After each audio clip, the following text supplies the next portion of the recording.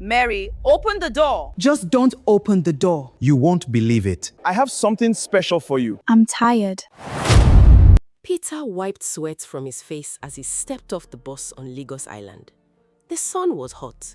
The road was loud. Kicking-a-peps were honking. Hawkers were shouting. Everywhere smelled like exhaust and roasted corn. He was tired. Not just body tired, soul tired. He had been working as a site engineer for 7 years. 7 years of carrying other people's blueprints, supervising other people's buildings, and coming home to a one-room apartment he shared with his wife Mary in Mushin.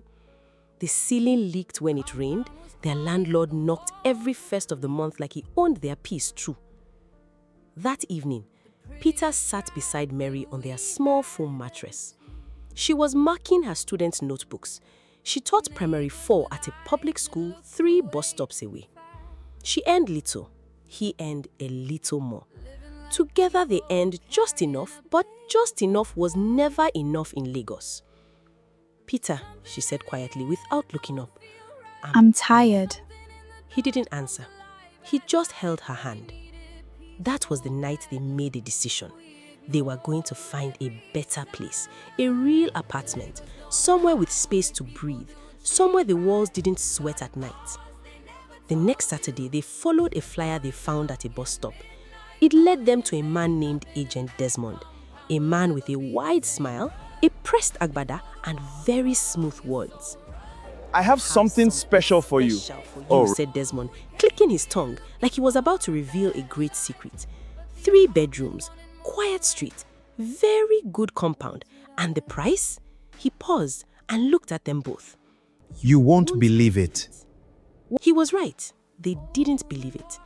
The rent was almost half of what similar apartments cost. Peter frowned. Why is it that cheap? Agent Desmond laughed. My brother, the landlord just wants responsible tenants. Simple. No drama, no wahala. That's all. They followed Desmond to the compound that same afternoon. The street was calm. The gate was painted brown. Inside, the compound was clean, swept floor, potted plants by the corridor, and a quiet that felt almost holy compared to where they lived. 3 other flats were in the building. Curtains were drawn. No noise. Mary squeezed Peter's hand. Her eyes were shining. "I like it," she whispered. Peter looked around slowly. He noticed something. Not one neighbor came outside to greet them. Not one curtain moved with curiosity. It was as if the people inside those flats were not really living, just existing. But he pushed the thought away. Maybe they were just private people. Lagos had taught him not to expect too much warmth from strangers. They signed the agreement that week. They moved in on a Friday. And on their very first night, at exactly 12 midnight, they heard it. A slow knock on their door. Then a woman's voice, old, cracked, and cold. Mary, open the door. Open the I've door. been waiting for you. I've been waiting for you. Peter sat up straight in the dark. His heart stopped because nobody in that compound, nobody anywhere in Lagos knew his wife's name. Peter did not open the door. He sat still on the bed, eyes wide open, one hand on Mary's arm. Mary had heard it too. She was not sleeping. She was barely breathing. The knock came again, slow, patient, like whoever was outside had all the time in the world. Knock, knock, knock. "Peter," Mary whispered. Her voice was shaking. "Who is that?" He didn't answer. He quietly got up, picked up his phone, and turned on the torch. He moved to the door and pressed his ear against it. Silence now. Then, shuffling feet. Then, silence again. He opened the door fast. Nobody was there. The corridor was empty. The compound outside was dark and still. The only light came from a small yellow bulb at the gate. Peter stepped outside and looked left and right. Nothing. No footsteps. No shadow. He went back inside, locked the door with both keys, and sat on the edge of the bed. It was probably one of the neighbors, he said. But even as he said it, something felt wrong in his chest. The next morning, they met their landlord properly for the first time. His name was Mr. Bankole, a tall, calm man in his 50s, who smiled with his mouth, but not his eyes. He came with his wife, a woman named Mama Titi, who spoke softly and kept touching her wrapper like she was nervous. Peter told Mr. Bankole about the knock. Bankole's face did not change. He nodded slowly, then said, That was most likely my mother. She sleeps in the boys' quarters at the back. He paused. She's not well. Old age. Her mind comes and goes. She sometimes walks at night and knocks on doors. He waved his hand like it was nothing. Don't mind her. She's harmless. Mary looked at Peter. Peter looked at Mary. Harmless, okay. But 3 nights later, it happened again. This time, Mary was awake, sitting at the table grading papers. It was past 11. Peter was already asleep. The knock came. Same slow rhythm. But this time, Mary looked through the small gap under the door. She saw feet, old cracked feet in worn-out slippers. And she heard the voice again, lower this time, closer. I told me you would come. I knew you would come, Mary. You look just like her. Mary jumped back from the door so fast she knocked her chair over. Peter woke up immediately. By the time Peter opened the door again, nobody was there. The next day, Mary spoke to the woman in flat 2. Her name was Sandra, a quiet woman, maybe 30 years old, who always looked like she hadn't slept in weeks. Sandra, Mary said carefully, has the old woman ever knocked on your door at night? Sandra looked at her, and something moved behind her eyes. Something like fear, something like sadness. She opened her mouth, then closed it. Then she looked down. Just don't open the door, Sandra said finally. Whatever you hear, whatever she says, don't open it. Mary waited for more, but Sandra walked back inside and locked her door. That night, Mary lay awake and stared at the ceiling. And from somewhere deep in the compound, Mary heard the old woman humming. A slow old song. A song that had no joy in it. A song that sounded like it was meant for a funeral. Mary started paying attention. She began to notice things she had ignored before. Small things, quiet things, the kind of things you see every day, but don't really look at until something inside you says, wait. The tenants in the compound were always tired. Not just normal Lagos tired, the kind that sleep fixes. This was a different kind of tired. Their eyes were low. Their movements were slow. Mrs. Agbo in flat 1, a woman who sold fabric online, barely came outside anymore. When Mary greeted her, she smiled, but it never reached her eyes. The young man in flat 3, a graphic designer named Emeka, always played loud music during the day, but at night he was completely silent. Mary once passed by his door late evening and heard him on a phone call, his voice hushed and urgent. She only caught 2 words before she passed. Can't leave. She told Peter everything. You are overthinking, he said.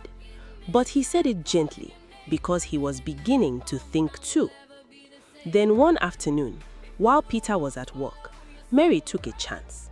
She knocked on Sandra's door with a plate of rice and stew, a proper Lagos visit. Sandra let her in. The flat was clean but bare. No pictures on the wall, no decorations, as if Sandra had never planned to make it a real home. They sat down and ate together, and slowly, Sandra began to talk. I've been here for 2 years, Sandra said. I keep planning to leave, but every time I try, something happens. She stopped, looked at her plate. My last job offer fell through the day I went to give notice here. My sister, who was going to host me, had a family problem that same week. The one time I packed my bags and called a truck, the truck had an accident on the way here. She said it all calmly, like someone who accepted a war she couldn't win. Sandra, Mary said carefully, what happened to the tenants before us in our flat? Sandra was quiet for a long time. The couple before you, Sandra said, the man started having nightmares every night, bad ones. He stopped going to work. He started acting strange. One day, he left and never came back. His wife stayed for 2 more months alone. Then one evening, she just wasn't there anymore. Landlord said she moved, but she left everything behind.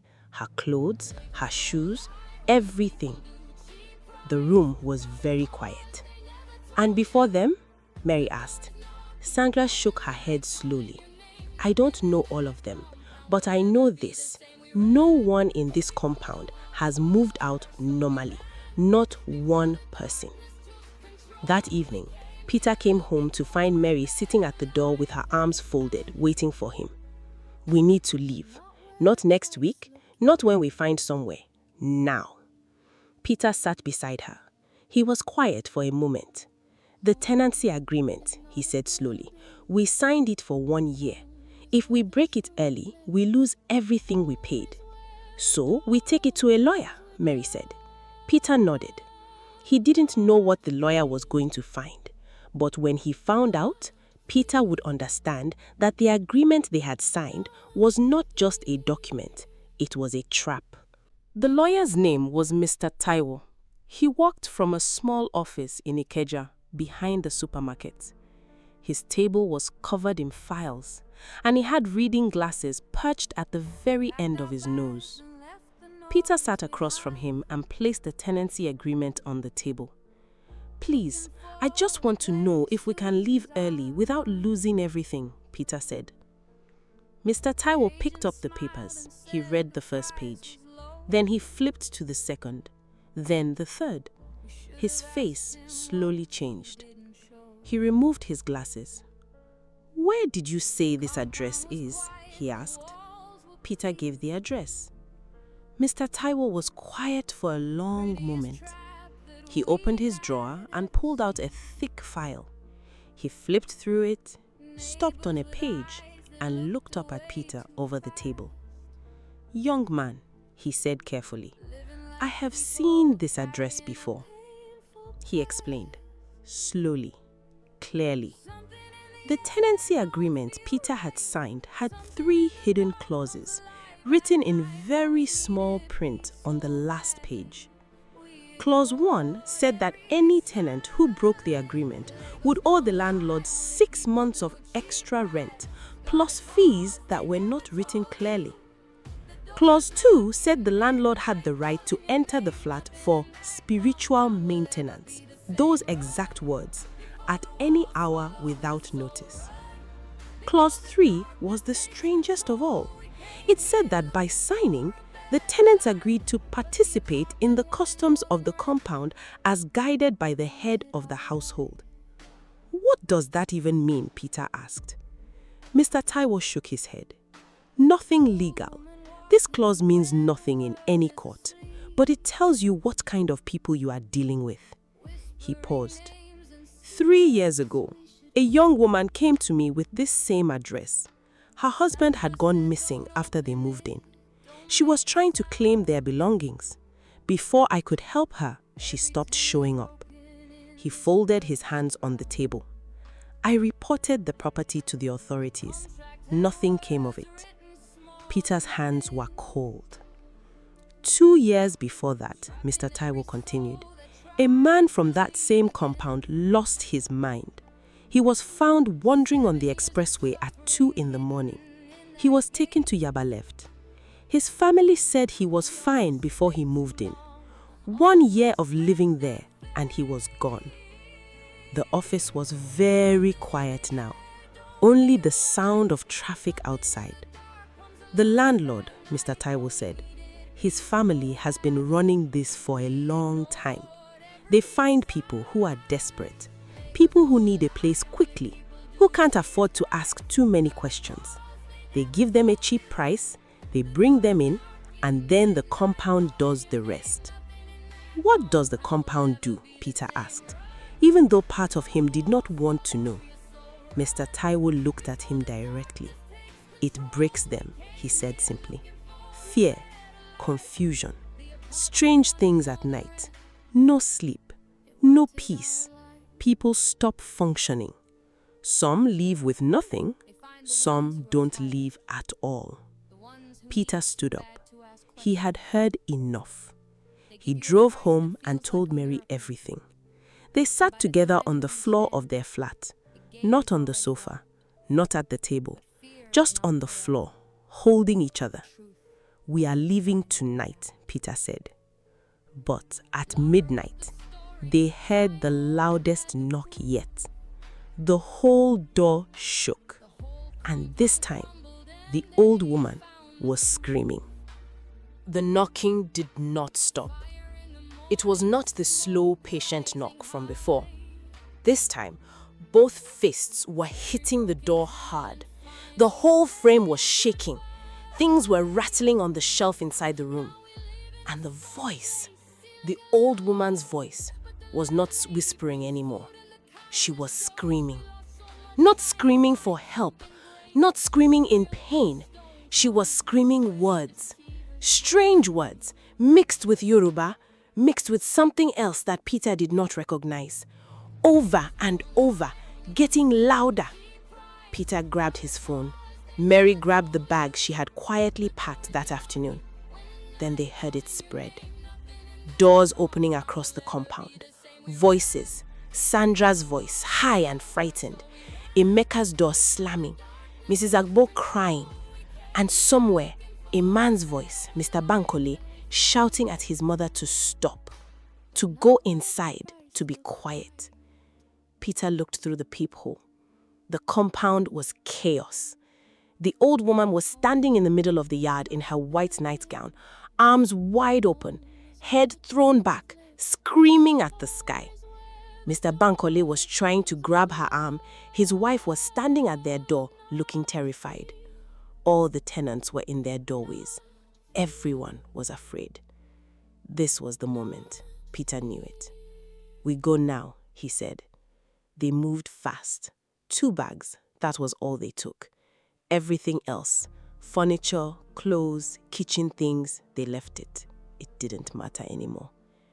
They slipped out through the side of the building while everyone was focused on the woman in the yard. They got to the gate. It was locked with a padlock. Peter's heart dropped. Then, Emeka appeared behind them. He had a key. "I've been waiting for a moment like this for 8 months," Emeka said quietly, his hands shaking as he turned the lock. The gate opened. The 3 of them walked out into the dark street. Then they ran. They didn't stop until they reached the main road. Peter flagged down a taxi. They drove to his cousin's house in Ageji without calling ahead. When his cousin Biodun opened the door at 1:30 in the morning and saw their faces, he simply asked no questions. He opened the door and let them in. Mary sat on Biodun's sofa and finally let herself cry. Not small tears, real crying, the kind that comes out when you have been holding it in for weeks. Peter sat beside her and let her. He was thinking. He was thinking about Sandra, who was still inside, about Mrs. Agbo, about all the people who had been in that compound before them and had not made it out. He pulled out his phone and opened his contacts. He scrolled until he found a name, Lara Bello, a journalist he had met at a construction site 2 years ago. She was the kind of woman who did not let stories die. He typed, "Lara, I have something big. Call me when you wake up. Lives are depending on it." He pressed send, then he leaned back, closed his eyes, and for the first time in weeks, he breathed. Lara called at 6 in the morning. By 7, she was sitting across from Peter and Mary in Biodun's small sitting room. A recorder on the table, a notepad open, and a look on her face that said she had been waiting for a story like this. They told her everything, From Agent Desmond and the cheap rent, to the old woman at the door, to the hidden clauses in the agreement, to Mr. Taiwo's files, to the tenants who disappeared. Lara listened without interrupting. When they finished, she closed her notepad. "How many properties does this family own?" she asked. Peter blinked. He hadn't thought of that. She had. Within 3 days, Lara had found 2 other buildings connected to Mr. Bankole's name. Different streets, same area, same pattern. Cheap rents, desperate tenants, broken people. She contacted Mr. Taiwo, who was very willing to talk on record. He provided documents, dates, and names. He had been collecting evidence for years, waiting for someone with enough courage to bring it forward. Lara published the first article on a Friday. By Saturday morning, it had been shared thousands of times. By Sunday, 3 other former tenants had come forward, including a woman who had lost her husband inside that compound 2 years earlier. She had thought she was alone. She was not. The authorities could no longer ignore it. The following Tuesday, the compound was investigated. Officers went in, documents were seized, Mr. Bankole was taken for questioning. His wife cooperated. The old woman, who had no real mental illness, the doctors confirmed, had been used by the family for years to terrify tenants into silence and submission. Sandra was finally free. So was Mrs. Agbo. Emeka had already left the night Peter and Mary escaped. 3 weeks later, the building caught fire. Nobody knew exactly how it started. The investigation was never completed. But by morning, the structure that had swallowed so many people's peace was reduced to black walls and ash. Peter and Mary stood across the street and watched the smoke rise. "Is it wrong that I feel relieved?" Mary asked quietly. "No," Peter said.